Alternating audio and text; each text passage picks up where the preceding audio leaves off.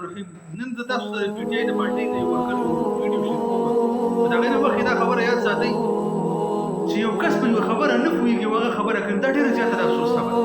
سړی ځان په خبره باندې پوهېږي چې خبره وکړي دې هغه وایي چې کوم کس د عمران خان په پارټۍ کې نه دی، عمران خان سره نه دی، هغه لمونځ قبلېږي، دې روژه قبلېږي، دې زکات.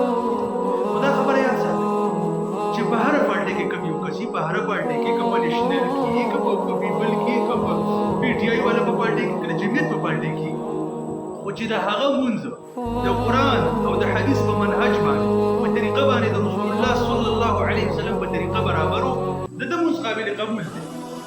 او څوک وایي چې په فلانکۍ پارټۍ کې مونځ دې قبلېږي فلانکۍ، نو دا خبره چې کوم دی دا خبره مکمل ناروا ده. دا یوه خبره یو مفتي هم نشي کولی که تا ته څوک ته وکړي چې جمعیت ته راواړه ستا مونځ به هم قبلېږي، جمعیت علماء اسلام ته راواړه، علماو ته راواړه، نو ستا به مونځ او روژې او زکاتونه هر څه قبلېږي. نو دا خبره مکمل سراسر غلطه چې کله ستا مونځ او هر څه د قرآن او د حدیث موافق دا قابل قبول دي. اوس دا ویډیو کلیپ د پی ټي آی والا وګوره چې ناروا یې ویلې ده او که نه.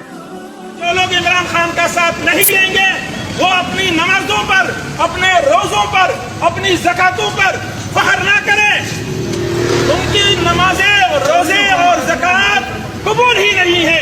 इमरान खान दे जलसे च अज मेरा नचने